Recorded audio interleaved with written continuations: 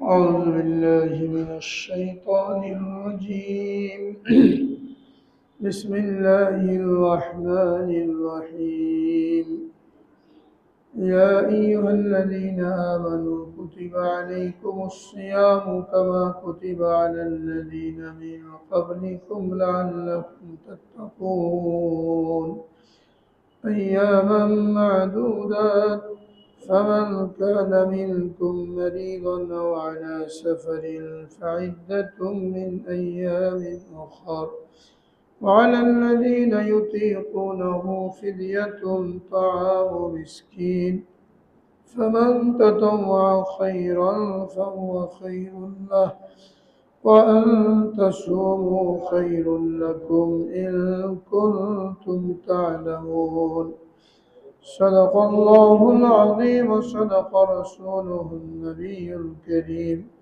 ونحن على ذلك من الشاهدين والشاكرين الحمد لله رب العالمين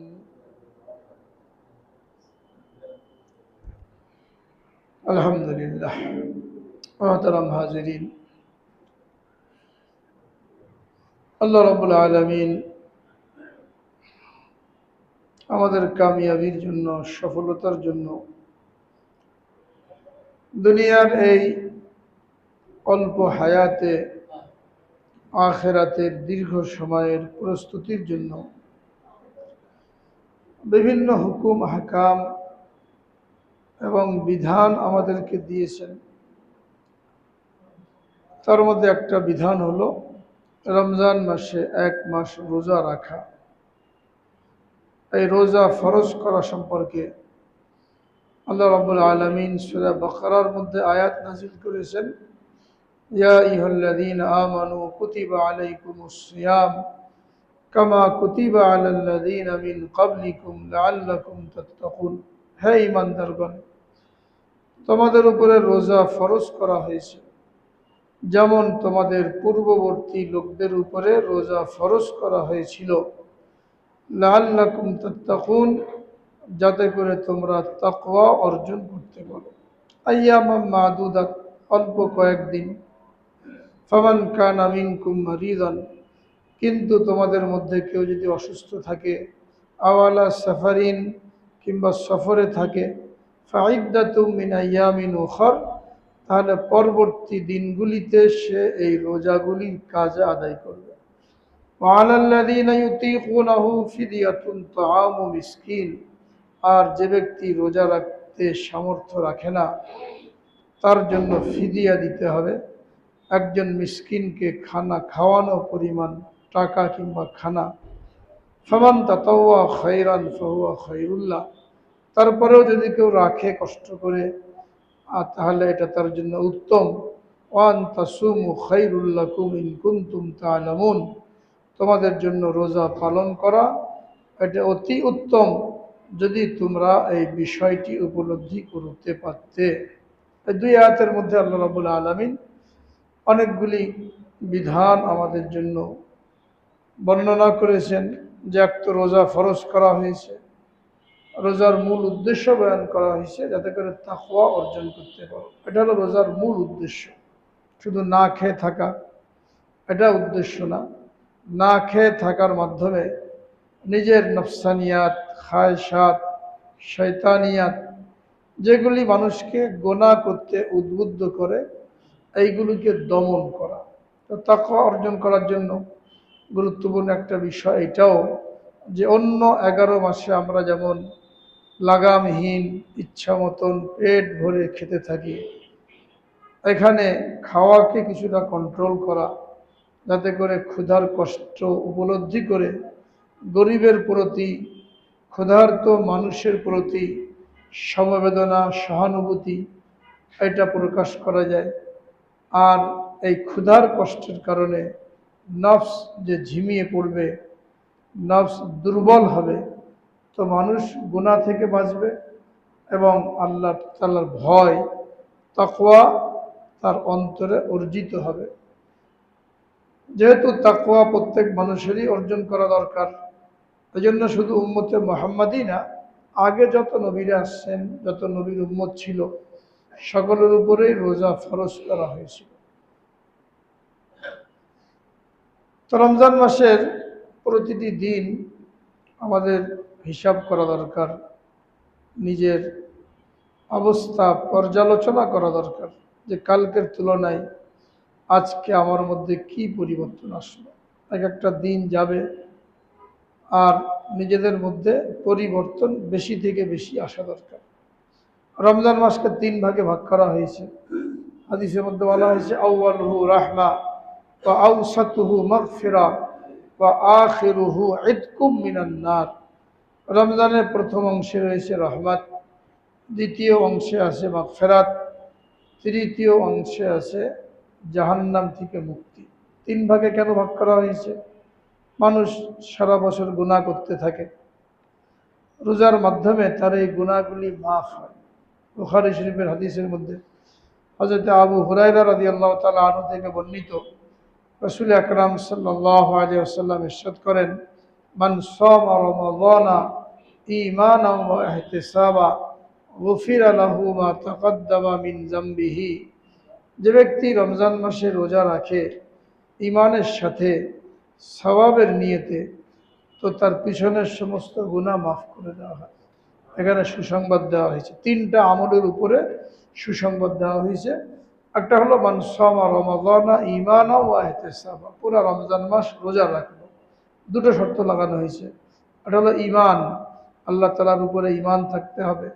দ্বিতীয় হলো সওয়াবের নিয়তে, যে আল্লাহ তাআলা আমাদেরকে বিধান দিয়েছেন, এই বিধানের উপরে আমল করলে তিনি নেকি দান করবেন। এই ইয়াকিনের সাথে যে ব্যক্তি রোজা রাখবে তার পিছনের সমস্ত গুনাহগুলি মাফ করে দেওয়া হবে। 2 নম্বর বলা হয়েছে আমান কামা রমাদানা ঈমানান ওয়া ইহতিসাবা গুফিরা লাহু মা তাকদ্দামা মিন যামবিহি। আর যে ব্যক্তি রমজানের রাত্রিগুলিতে দণ্ডায়মান থাকবে, ইবাদতের মাধ্যমে রাতকে জিন্দা রাখবে, তার পিছনের সমস্ত গুনাহ মাফ করে দেওয়া হবে। এর ব্যাখ্যা উলামায়ে কেরাম বলেন, রাতে দণ্ডায়মান থাকার দ্বারা উদ্দেশ্য হলো তারাবির নামাজে দাঁড়িয়ে থাকা। যেমন আমরা তারাবি পড়ি 20 রাকাত, আস্তে আস্তে পড়লে 2 ঘন্টা সময় লেগে যায়, 1.5 ঘন্টা সময় লেগে যায়। তো তারাবি যদি না থাকতো তো এত লম্বা সময় করে নামাজ পড়তে পারতো না। হ্যাঁ, আমরা যদি তাহাজ্জুদ পড়ি রাতে উঠে তো কতক্ষণ পড়তে পারি, 10 মিনিট 20 মিনিট, কিন্তু 2 ঘন্টা ব্যক্তিগতভাবে নামাজে দাঁড়ানো এটা কারোর দ্বারাই হয় না। বুজুর্গানে কেরাম যারা তারা করেন, কিন্তু আল্লাহ পাকের মেহেরবানি যে তারাবির বিধান দেওয়ার কারণে আমাদের তারাবির মধ্যে খতম হয়ে যাচ্ছে এবং লম্বা একটা সময় আমরা এই রাতের বেলা দাঁড়িয়ে থাকতে পারছি। এটা সুসংবাদ দেওয়া হয়েছে, আমান কামা রমাদানা ঈমানান ওয়া ইহতিসাবা গুফিরা লাহু মা তাকদ্দামা মিন যামবিহি। যে ব্যক্তি রমজানের রাতে দণ্ডায়মান থাকলো, কিয়াম করলো, অর্থাৎ নামাজের মাধ্যমে দাঁড়িয়ে থাকলো, তো তারও পিছনের সমস্ত গুনাহ মাফ করে দেওয়া হবে। আর 3 নম্বর বলা হয়েছে আমান কামা লাইলাতাল কদরি ঈমানান ওয়া ইহতিসাবা গুফিরা লাহু মা তাকদ্দামা মিন যামবিহি। আর যে ব্যক্তি শবে কদরে দণ্ডায়মান থাকলো, ইবাদত করলো, তারও পিছনের সমস্ত গুনাহ মাফ করে দেওয়া হবে। শবে কদর আল্লাহ রাব্বুল আলামিন শুধুমাত্র এই উম্মতকে দান করেছেন। রোজা অন্য উম্মতকে দেওয়া হয়েছিল, কিন্তু শবে কদর অন্য কোনো উম্মতকে দেওয়া হয় নাই। এটা শুধুমাত্র উম্মতে মুহাম্মাদীকে দেওয়া হয়েছে আমাদের মর্যাদার কারণে, যে আগের যুগের উম্মতের হায়াত ছিল অনেক বেশি, তারা অনেক ইবাদত করেছেন, শত শত বছর ইবাদত করেছেন। আমাদের হায়াত অত্যন্ত কম, 60-70 বছর। তো ইচ্ছা করলেও আমরা কেউ 100 বছর ইবাদত করতে পারবো না। তো আল্লাহ পাক মেহেরবানি করে শবে কদর দিয়েছেন। কেউ যদি একটা শবে কদর পেয়ে যায় তাহলে কেমন যেন সে 83 বছর 6 মাস ইবাদত করলো একটানা। যদি 50টা শবে কদর পায় তাহলে কত বড় সৌভাগ্যশালী সে ব্যক্তি। এটা শুধুমাত্র আখেরি নবীর উম্মত হওয়ার কারণে আল্লাহ রাব্বুল আলামিন এই বৈশিষ্ট্য আমাদেরকে দান করেছেন। তো রোজার মাধ্যমে গুনাহ মাফ হয়। আমরা 11 মাস গুনাহ করতে থাকি, আল্লাহ পাকের নাফরমানি করতে থাকি। যখন রমজান মাস আসলো আমরা রোজা রাখা শুরু করলাম। তো রোজা রাখা শুরু করার সাথে সাথেই আল্লাহ রাব্বুল আলামিনের রহমত ওই ব্যক্তির উপরে বর্ষিত হতে থাকে। যখন সে রহমত প্রাপ্ত হয়, এই রহমত প্রাপ্ত হওয়ার কারণে আল্লাহ রাব্বুল আলামিন তার গুনাহগুলিকে মাফ করে দেন।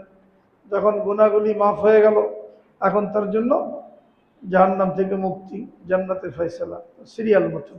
আউয়ালহু রাহমা ওয়া আওসাতুহু মাগফিরা ওয়া আখিরুহু ইতকুম মিনান নার। প্রথম অংশে রহমত, বান্দা 10 দিন রোজা রেখে রেখে আল্লাহ পাকের রহমত যখন লাভ করলো, এখন সে মাগফিরাতের উপযুক্ত হয়ে গেল। পরবর্তী 10 দিন তার জন্য ক্ষমার ঘোষণা হতে থাকে। যখন ক্ষমা হয়ে গেল, এখন জাহান্নামে যাওয়ার কোনো কারণ নাই। তো তৃতীয় দশকে তার জন্য জাহান্নাম থেকে মুক্তির ঘোষণা হয়ে যায়। এই জন্য যে ব্যক্তি পুরা রোজার মাস রোজা রাখলো, সে এই 3টা জিনিস লাভ করবে, রহমত লাভ করবে, মাগফিরাত লাভ করবে এবং জাহান্নাম থেকে মুক্তির ঘোষণা লাভ করবে। এই জন্য একান্ত ওজর ছাড়া রোজা পরিত্যাগ করা। ওজর মানে হলো 2টো ওজর এই আয়াতের মধ্যে বয়ান করা হয়েছে।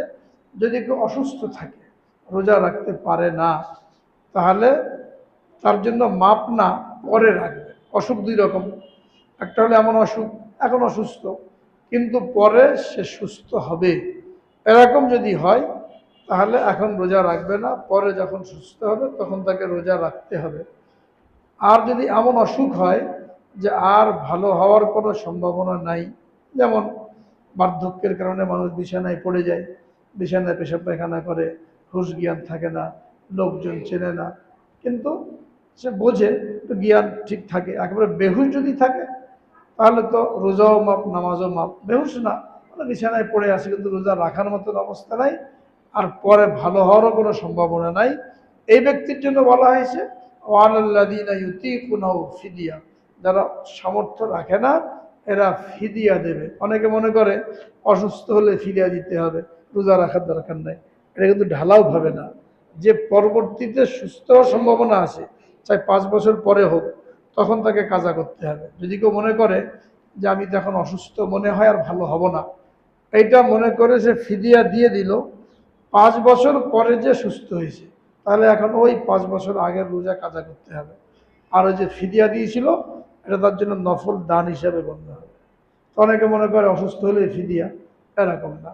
ফিদিয়া হলো একজন মিসকিন পেট ভরে খেতে পারে 3 বেলা, হয়তো একজন মিসকিনকে খাওয়াতে হবে, 3 বেলা খাওয়ালাম, অথবা সে খেতে পারে এরকম টাকা তাকে দিয়ে দিতে হবে। তো এখন একজন লোক খেতে গেলে 3 বেলা মোটামুটি 150 টাকা কমে তার হয় না। সামান্য সাধারণ খানা খেতে গেলে 150 টাকা, মনে করেন ফিদিয়া এটা 150 টাকা। যদি কেউ অসুস্থ এরকম হয়, বা কারো অনেকের আত্মীয় স্বজন আছে, বাপ মা আছে, বিছানায় পড়া আছে, তো তার জন্য পুরা রোজার মাসের জন্য মোটামুটি 5,000 টাকা দিয়ে দিলে 4,500 টাকা হয়, একটু বেশি দিলে ভালো। 5,000 টাকা দিয়ে দিলে ফিদিয়া স্বরূপ, তাহলে তার আর রোজা না রাখার গুনাহ হবে না, এটা আমাদের খেয়াল করতে হবে। আর যদি কেউ না দিতে পারে আর এই অবস্থায় মারা যায়, তাহলে ওই ব্যক্তিরই ওসিয়ত করে যেতে হবে যে আমার এতগুলো রোজা বাকি ছিল, আমি রাখতে পারি না, তোমরা ফিদিয়া দিয়ে দিও। যদি ওসিয়ত না করে তাহলে ছেলেপেলে যারা থাকে এদের জন্য আদায় করা জরুরি না, কিন্তু করলে ভালো, যে তারা তার বাপকে মাকে আযাব থেকে উদ্ধার করলো, সেখান থেকে মুক্তির জন্য চেষ্টা করলো। আর একটা হলো কেউ সফরে আছে, সফরে থাকার কারণে রোজা রাখতে পারে না, তো তার জন্য ছাড় আছে যে সফরের দিনগুলিতে রোজা না রেখে যখন সে ফিরে আসবে এলাকার মধ্যে আর রোজার পরে, তখন সে এই রোজাগুলি কাজা করবে, এই বিধান এখানে দেওয়া হয়েছে। এই জন্য যাদের এই 2 ওজর নাই তাদের জন্য কোনো কারণে রোজা পরিত্যাগ করা যাবে না। অনেক মানুষ যারা দিন মজুর খেটে খায়, এরা এই অজুহাতে যে আমি রিক্সা চালাই, রিক্সা না চালালে কি খাবো, আমি রাজমিস্ত্রি কাজ করি, কাজ না করলে কি খাবো, এই অজুহাতে তারা রোজা রাখে না। আর গরমকালে দেখা যায় এখন বেশিরভাগ মানুষ যারা মাঠে কাজ করে, ধান থাকে, আলু থাকে, এরা রোজাই রাখে না। এটা কিন্তু মারাত্মক কবিরা গুনাহ। ইসলামের বুনিয়াদ হলো 5টা জিনিসের উপরে। বুনিয়াল ইসলামু আলা খামস, শাহাদাতি আল্লা ইলাহা ইল্লাল্লাহ ওয়া ইকামিস সালাহ ওয়া ইতাইজ যাকাত ওয়া সাওমি রমাদান ওয়া হজ্জিল বাইতি মান ইসতাতা ইলাইহি সাবিলা। 5টা জিনিসের উপরে ইসলামের ভিত্তি রাখা হয়েছে। তার মধ্যে একটা হলো রোজা। নামাজ না পড়লে তার যেমন কোনো ইসলামে স্থান নাই, তার মুসলমানিত্বের পরিচয় নাই। এরকম রোজা যদি না রাখে তাহলে তারও ইসলামের কোনো পরিচয় দেওয়া তার জন্য শোভা পায় না। অথচ বহু মানুষ, বহু হোটেল খোলা, বহু মানুষ হাট্টা কাট্টা সুস্থ, তারা খেয়ে বেড়াচ্ছে। এই যে উদাসীনতা, একটা রোজা কেউ বিনা ওজরে যদি ছেড়ে দেয়, এরপরে যদি সারা জীবন রোজা রাখে রমজানের বাইরে, ওই একটা রোজার বদল হবে না। কেন? রমজানের রোজা হলো ফরজ, আর রমজানের বাইরে যত রোজা রাখবে ওগুলো কি হবে? নফল হবে। তো সারা জীবনের নফল মিলে একটা ফরজের সমতুল্য হয় না। এই জন্য বিনা ওজরে রোজা যারা ছেড়ে দেয়, যে আমরা গরিব, এটা খুবই দুঃখের বিষয় এবং হতভাগা হওয়ার বিষয়। যে সমস্ত লোকগুলো দুনিয়াতেও গরিব, আখেরাতেও গরিব, ফরজ তরক করার কারণে দুনিয়াতে কতটুকু কামাই করবে, আর ফরজ তরক করার কারণে দুনিয়াতে ক্ষতিগ্রস্ত হলো, আখেরাতে ক্ষতিগ্রস্ত হলো। এই জন্য এই সমস্ত লোকের করণীয় হলো তারা একবেলা কাজ করে, রিক্সা চালায়, একবেলা রিক্সা চালাবে। যারা হেল্পারি করে, ড্রাইভারি করে, তারা একবেলা করবে, অথবা গাড়ি চালাতে তো কষ্ট হওয়ার কথা না। যারা মাঠে কাজ করে একবেলা করবে। আখেরাতের চিন্তাটা আগে মনের মধ্যে রাখতে হবে, যে আমার এই এই কৈফিয়ত চলবে না আল্লাহ তাআলার নিকট যে আমি গরিব ছিলাম। কারণ আমাদের চাইতে আরো গরিব আগের যুগের লোকেরা ছিলেন। সাহাবায়ে কেরামের গুরবতের কি অবস্থা ছিল! স্বয়ং নবী করিম সাল্লাল্লাহু আলাইহি সাল্লামের ঘরে 2 মাস চুলা জ্বলে নাই, রান্না করা কিন্তু ছিল না। একটা খেজুর, এক গ্লাস পানি, এটা খেয়ে কাটিয়ে দিয়েছেন। 2 দিন পর পর চাপাতি রুটি পেট ভরে খেতে পারবে। তো তাদেরকে পেশ করা হবে, তুমি গরিব দাবি করো, তুমি কয় বেলা না খেয়েছিলে, কয়দিন না খেয়েছিলে? তোমার নবীর ঘরে তো 2 মাস চুলা জ্বলে নাই। হ্যাঁ, ক্ষুধার কারণে পেটের মধ্যে পাথর বেঁধেছিল। তো আমরা যে ওজর দেখাই যে আমি গরিব, এই ওজর কিন্তু আল্লাহ তাআলার নিকট চলবে না। অল্প কামাই করবে, বা এরকম যদি থাকে সারা বছর কিছু কিছু জমা করে রমজানে সে রোজা রাখার জন্য, রমজানের ইবাদত করার জন্য তাকে ফারেক হয়ে যেতে হবে, এই সমস্ত ওজর কিয়ামতের দিন চলবে না। এই জন্য আমরা কোনো অবস্থাতেই যেন রোজা থেকে বঞ্চিত না হয়। অনেকে ছেলে মেয়ে বালেগ হয়ে যায়, বাপ মা তাদেরকে রোজা রাখতে দেয় না, যে পড়াশোনা আছে, পরীক্ষা আছে, এই সমস্ত কথা বলে রোজা রাখতে দেয় না। এটাও কিন্তু খুবই গুনাহ। এই রোজা না রাখার কারণে ওই ছেলে পেলে যেমন গুনাহগার হচ্ছে, বাপ মা বাধা দেওয়ার কারণে তারাও গুনাহগার হচ্ছে। আল্লাহর হুকুম পালন করতে বাপ মার বাধা দেওয়ার কোনো অধিকার নাই। ছেলে মেয়ে বালেগ হয়ে গেল, যখন রোজা রাখতে চায়, এটা বললে হবে না, তো না খেয়ে থাকতে পারে না, কষ্ট হবে। তো ছেলেকে ওই না খাওয়ার কষ্ট থেকে বাঁচানোর জন্য আপনি রোজা থেকে বিরত রাখলেন, জাহান্নামে যখন জ্বলবে তখন এটা কে বরদাস্ত করবে? এটা কোনো স্নেহ না, এটা কোনো মায়া মমতা না, যে কষ্ট হবে বলে আল্লাহর হুকুম পালন করতে তাকে বাধা দিলাম। কোনো বাপ মার জন্য কোনো অধিকার নাই তার সন্তানকে আল্লাহর হুকুম পালন করতে বাধা দেয়। এই জন্য বালেগ হয়ে গেলে, বালেগ হওয়ার পরে আর কোনো অবস্থায় বাধা দেওয়া যাবে না। যেমন নামাজ সম্পর্কে বলা হয়েছে, তোমার ছেলে মেয়ের বয়স যখন 7 বছর হয় তখনই তাকে নামাজের হুকুম করো। মুরু আওলাদাকুম বিসসালাত আহুম আবনাউ সাবঈ সিনিন। আর যখন 10 বছর হয়ে যায় অজরিবুহুম আলাইহা, তখন নামাজ না পড়লে তাকে মারো, কারণ 2 বছর পরেই বালেগ হয়ে যাবে। যদি এখন থেকে অভ্যাস না করানো হয় তাহলে সে তো নামাজি হবে না। এই কারণে দেখা যায় যে এই সময় থেকে যারা ছেলে মেয়েকে এইভাবে নামাজের অভ্যাস করায় না, রোজার অভ্যাস করায় না, এরা বালেগ হওয়ার পরেও বেনামাজি থাকে, বেরোজাদার থাকে। আর বাপ মা তখন আফসোস করে, ছেলেটা নামাজ পড়ে না। নামাজ পড়বে কেমনে? 7 বছর বয়স থেকে তো হাদিসের মধ্যে তাকে শাসন করার জন্য বলা হয়েছিল, নির্দেশ দেওয়ার জন্য বলা হয়েছিল, তখনই আমরা করি নাই, স্নেহ দেখাতে যে, যার কারণে কি হলো, সে একেবারে বেনামাজি হয়ে গেল, মেয়ে একেবারে বেপর্দা হয়ে গেল। এই যে বেনামাজি হলো, বেপর্দা হলো, বেরোজাদার হলো, এর জন্য জিম্মাদার পিতামাতা। এই সমস্ত গুনার কারণে ওই সন্তানের জন্য যদি জাহান্নামের ফয়সালা হয়, তাহলে সে কিন্তু একা জাহান্নামে যাবে না। ভালো করে মনে রাখতে হবে, বাপ মা সন্তানের ব্যাপারে যদি হক আদায় না করে, আর সন্তান বেনামাজি হয়ে, বেপর্দা হয়ে জাহান্নামে যায়, তাহলে তারা কিন্তু বাপ মাকেও নিয়ে ছাড়বে। বাপ মা যতই আমল করুক, এই আমলের কারণে তারা জান্নাতে যেতে পারবে না, সন্তানের ওই অভিযোগের কারণে পাকড়াও হয়ে যাবে। এটা আল্লাহ রাব্বুল আলামিন কোরআন আপাকে জানিয়ে দিয়েছেন, কারণ বানানো কথা না। যে কিয়ামতের দিন যারা অধীনস্থ ছিল তারা বলবে আমাদের যারা জিম্মাদার দায়িত্বশীল তারা আমাদেরকে গুমরাহ করেছে, সুতরাং আজকে আমরা তাদেরকে নিয়ে জাহান্নামে যেতে চাইছি। এই জিনিসটা খেয়াল করতে হবে। কোনো অবস্থায় আমাদের নিজেদের রোজাও না ছোটে, আমাদের ছেলে মেয়ে এবং অধীনস্থ যারা আছে তাদেরও রোজা না ছোটে। রমজান মাস গুনাহ মাফ করিয়ে নেওয়ার মাস। বিগত 11 মাস যে গুনাহ হয়েছে, যে ভুল ত্রুটি হয়েছে, এইগুলি মাফ করিয়ে নেওয়ার জন্য আল্লাহ রাব্বুল আলামিন রমজান মাস দিয়েছেন। যে রমজান মাস পেয়ে গুনাহ মাফ করাতে পারল না তার জন্য বদদোয়া করা হয়েছে। জিবরিল আলাইহিস সালাম বদদোয়া করেছেন, আর রাসূল আকরাম সাল্লাল্লাহু আলাইহি সাল্লাম এই বদদোয়ার উপরে আমিন বলেছেন। একদিন রাসূলুল্লাহ সাল্লাল্লাহু আলাইহি সাল্লাম মেম্বারে উঠছিলেন, তখন প্রথম সিঁড়িতে পা রাখলেন তো আমিন বললেন, দ্বিতীয় সিঁড়িতে পা রাখলেন তো বললেন আমিন, তৃতীয় সিঁড়িতে পা রাখলেন বললেন আমিন। আগে কখনো এরকম ঘটনা ঘটে নাই যে খুতবা দেওয়ার সময় মেম্বারে উঠেছেন আর আমিন বলেছেন। যখন খুতবা শেষ হলো, সাহাবা একরাম জিজ্ঞেস করে, রাসূলুল্লাহ আজকে আপনি এমন একটা কাজ করলেন আমরা তো আগে কখনো শুনি নাই, আপনি আমিন আমিন বললেন। নবীজি বললেন, আমি যখন খুতবা দেওয়ার জন্য মেম্বারে উঠলাম, যখন প্রথম সিঁড়িতে পা রাখলাম, তখন জিবরিল আলাইহিস সালাম আমার নিকট আসলেন, এসে বললেন ওই ব্যক্তি ধ্বংস হোক যে ব্যক্তি রমজান মাস পেল আর তার গুনাহ মাফ করিয়ে নিতে পারল না। আমি বললাম আমিন। তো জিবরিল আলাইহিস সালাম বদদোয়া করেছেন ধ্বংসের জন্য। জিবরিল আলাইহিস সালামের মতন ফেরেশতার বদদোয়া যথেষ্ট। এরপরে যখন ওই বদদোয়ার উপরে নবীজি আমিন বললেন আরো মজবুত হয়ে গেল। কি বলছেন? যে রমজান মাস পেল আর নিজের গুনাহ মাফ করিয়ে নিতে পারল না। কত বড় হতভাগা! কেমনে মাফ করাবে? মাফ করানোর জন্য 1 নম্বর হলো রোজা রাখতে হবে। রোজা রাখলে না গুনাহ মাফ হবে। রোজা রাখলাম না, আমি তো বদদোয়ার মধ্যে পড়ে গেলাম, ধ্বংসের মধ্যে পড়ে গেলাম, এত বড় ক্ষতিগ্রস্ত হয়ে গেলাম, এর থেকে বেরোনোর কোনো সুরাত নেই। 1 নম্বর হলো রোজা রাখার মাধ্যমে গুনাহ মাফ করাতে হবে।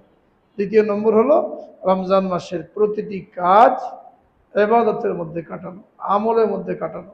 কত সত্য বলা হয়েছিল যে রমজানে আমরা 5টা কাজ বেশি বেশি করে যদি করি তাহলে আশা করা যায় যে এই হাদিসের বদদোয়ার মধ্যে আমরা পড়ব না, আমাদের গুনাহগুলো আমরা মাফ করে নিতে পারবো। তার মধ্যে 1 নম্বর হলো নামাজের এহতেমাম করা। 5 ওয়াক্ত নামাজ পুরুষরা জামাতের সাথে পড়বে, আর জামাতের সাথে পড়ার পাশাপাশি বেশি থেকে বেশি নফল এবং সুন্নত পড়ার জন্য চেষ্টা করবে। রমজানে একটা সুন্নত কিংবা নফলের দরজা একটা ফরজের সমতুল্য, আর একটা ফরজের মর্যাদা 70টা ফরজের সমতুল্য। তো রমজানে আমরা যত বেশি নফল সুন্নত পড়তে পারি, 50-60 রাকাত নফল নামাজ আমরা রমজানে খুব সহজে আদায় করতে পারি, যেটা অন্য মাসে হয় না। এশরাকের নামাজ পড়লাম 4 রাকাত, চাশতের নামাজ পড়লাম, জোহরের আগে মসজিদে প্রবেশ করে 2 রাকাত তাহিয়াতুল মসজিদ, 2 রাকাত তাহিয়াতুল ওযু, জোহরের 4 রাকাত সুন্নত, পরে 2 রাকাত সুন্নত, এরপর 2 রাকাত নফল। আসরের সময় আগে মসজিদে এসে 2 রাকাত তাহিয়াতুল ওযু, তাহিয়াতুল মসজিদ, 4 রাকাত সুন্নতে গায়রে মুআক্কাদা। মাগরিবের 2 রাকাত সুন্নতের পরে 6 রাকাত আওয়াবিন। ইশার টাইমে আগে আগে মসজিদে এসে 2 রাকাত তাহিয়াতুল ওযু, 2 রাকাত তাহিয়াতুল মসজিদ, 4 রাকাত সুন্নতে গায়রে মুআক্কাদা। ইশার পরে তারাবির নামাজ, এরপর আবার তাহাজ্জুদে উঠে 4 রাকাত 8 রাকাত, যতটুকু তৌফিক হয়। তাহলে হিসাব করলে কি দেখা যাবে আমার 60 রাকাত নামাজ হয়ে যাচ্ছে। এটা বহুত বড় একটা কামাই। এইভাবে নামাজের এহতেমাম করা 1 নম্বর কাজ হলো রমজানে নামাজের এহতেমাম করা, বিশেষ করে জামাত যেন না ছুটে আর তারাবি যেন না ছোটে। 8 রাকাত পড়ে কেউ চলে না যায়, কারোর কথায় কান দিয়ে ধোকার মধ্যে না পড়ি, নিজে ক্ষতিগ্রস্ত না হয়। 30 রাকাত তারাবি পড়ার জন্য চেষ্টা করব। আল্লাহ পাক তৌফিক দান করেন সকলকে। 2 নম্বর হলো কোরআন তেলাওয়াতের এহতেমাম করা। রমজান মাস কোরআন নাজিলের মাস, কোরআনের সাথে বিশেষ সম্পর্ক রমজানের। রমজানের মর্যাদা বৃদ্ধি পেয়েছে কোরআন নাজিল হওয়ার কারণে। এই মাসে কোরআন নাজিল হয়েছে, তো বেশি থেকে বেশি কোরআনে পাকের তেলাওয়াত করা। যারা তেলাওয়াত করতে পারি না, তরজমা পড়লাম, তফসির পড়লাম, তেলাওয়াত শুনলাম, যে কোনোভাবে কোরআনের সাথে লেগে থাকা। তিন নম্বর, দোয়ার এহতেমাম করা। আর দোয়া ও মুখুল ইবাদা, দোয়া হলো ইবাদতের মগজ। বেশি থেকে বেশি দোয়া করা। রমজানের প্রতিটি মুহূর্ত দোয়া কবুলের সময়। বিশেষ করে দুইটা দোয়া অবশ্যই বান্দার কবুল হয়, একটা ইফতারির সময়, একটা সেহরির সময়। এই জন্য আমরা ইফতারির 10-15 মিনিট আগে ইফতারি সামনে নিয়ে বসে পড়ি। এমন যেন না হয় আজান হয়ে যাচ্ছে, মহিলারা এখনও চুলোই, পুরুষরা এখনও বাথরুমে, এখনও অজু করে আসতেই পারে নাই। এরকম হলে বহুত বড় মাহরুমি। দোয়া কবুলের সময় সারাদিন কাজ করলাম, আল্লাহ তাআলা পারিশ্রমিক দেওয়ার জন্য রেডি, আমি আপনি নেওয়ার জন্য তৈরি না। এই জন্য 15-20 মিনিট আগেই ইফতারি নিয়ে বসে পড়ব, বাস দোয়া করতে থাকলাম ইফতারির সামনে, আল্লাহর ভয়ে আমি খাচ্ছি না। এটাও আল্লাহ তাআলার নিকট অত্যন্ত পছন্দনীয়, ওই সময় দোয়া কবুল হয়। আর একটা হলো সেহরির সময়, আধা ঘন্টা আগে না উঠে 1 ঘন্টা আগে উঠি, আধা ঘন্টা নামাজের জন্য দোয়ার জন্য বরাদ্দ রাখি। 4 রাকাত 8 রাকাত নামাজ পড়ি 15 মিনিটে, 15 মিনিট দোয়া করি, লম্বা দোয়া করি, আরবি না পারি বাংলায় দোয়া করি, যা আমার চাওয়ার আছে। কার কাছে চাইব? দুনিয়ার লোকের কাছে চাইলে মানুষ নারাজ হয়। কত দেবে আপনাকে? সামান্য কিছু দেবে। 1 দিন চাইবেন, 2 দিন চাইবেন, 3 দিন চাইবেন, নারাজ হয়ে যাবে। আল্লাহ পাকের নিকট না চাইলে আল্লাহ তাআলা নারাজ হয়। যত চাইবে আল্লাহ তাআলা এত খুশি। উদউনি আস্তাজিব লাকুম, আল্লাহ তাআলা ওয়াদা করেছেন, নির্দেশ দিয়েছেন, বান্দা চাও আমার কাছে, আমি তোমার চাওয়াকে পুরা করব। রাসূল আকরাম সাল্লাল্লাহু আলাইহি ওয়াসাল্লাম বলেছেন, ইযা সাআলতা ফাসআলিল্লাহ ওয়া ইযা ইসতাআনতা ফাসতাইন বিল্লাহ, যখন তুমি চাও আল্লাহর কাছে চাও, যখন তুমি মদদ সাহায্য কামনা করো আল্লাহর নিকট সাহায্য কামনা করো। এজন্য লম্বা দোয়া নিজের জন্য, পিতামাতার জন্য, ছেলে মেয়ের জন্য, দেশবাসীর জন্য, সারা বিশ্বের মুসলমানের জন্য। হ্যাঁ, এত কিছু চাইলে তো 15 মিনিটও পুরো হবে না, তো কমপক্ষে 15 মিনিট 10 মিনিট দোয়ার এহতেমাম করা, 3 নম্বর কাজ। 4 নম্বর হলো দান সৎকার লাইনে অগ্রগতি লাভ করা, শুধু জাকাতের মধ্যে ক্ষান্ত না হওয়া। নফল দান, এই মাসের দানের যে সওয়াবটা পাওয়া যাবে এটা অন্য মাসে পাওয়া যাবে? ইবাদত 70 গুণ বৃদ্ধি পায়, আর দান করলে 700 গুণ বৃদ্ধি পায় রমজানে, 700 গুণ। যেন জাকাত তো দেবই, সাথে সাথে সদকা ফিতির এটাও দিতে হবে। এরপরে নফল দান, ইফতারির জন্য খরচ করা, গরিবের হাজত পুরা করার জন্য খরচ করা, যত বেশি থেকে বেশি এই মাসে আমি দিতে পারি, দান সৎকার মধ্যে অগ্রগামী হওয়া। কটা হলো? 4টা। 5 নম্বর হলো সমস্ত রকমের গুনাহ থেকে বেঁচে থাকা, এটা বেশি জরুরি। ইবাদত বেশি করতে পারি আর না পারি, গুনাহ থেকে বেঁচে থাকা বেশি জরুরি। সগীরা গুনাহ হোক, কবিরা গুনাহ হোক। সগীরা গুনাহ তো চলতে ফিরতে হয়ে যায়, অজুর দ্বারা মাফ হয়ে যায়। কবিরা গুনাহ তওবা ছাড়া মাফ হয় না, এই জন্য কবিরা গুনাহ থেকে বেঁচে থাকা। তো রাসূল আকরাম সাল্লাল্লাহু আলাইহি সাল্লাম প্রথম সিঁড়িতে পা রাখলেন, ওই বদদুয়ার আমিন বললেন কি, যে ব্যক্তি রমজান মাস পেল কিন্তু নিজের গুনাহ মাফ করিয়ে নিতে পারল না। তখন দ্বিতীয় সিঁড়িতে পা রাখলাম, জিবরাইল আলাইহিস সালাম বললেন, ধ্বংস ওই ব্যক্তি যে ব্যক্তি তার পিতা মাতা উভয়কে কিংবা একজনকে বার্ধক্যে পেল আর তাদের খেদমত করে নিজের জন্য জান্নাত কামাই করে নিতে পারল না। বার্ধক্যের কথা বলা হয়েছে, এর অর্থ এই না যে বাপ মা বুড়ো হয়ে গেলে খেদমত করতে হবে। বার্ধক্য এই জন্য বলা হয়েছে যে তখন তারা খেদমতের মুখাপেক্ষী হয়।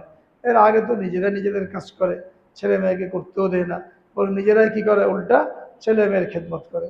হ্যাঁ, কিন্তু যখন বার্ধক্যে চলে আসে তখন বাধ্য হয়েই ছেলে মেয়ের খেদমত নিতে হয়। তো বাপ মা বৃদ্ধ হয়ে গেছে, খেদমত করা দরকার, কিন্তু ছেলে পেলে খেদমত যদি না করে তো আল্লাহকে খুশি করার জন্য আর কোনো পথ নেই।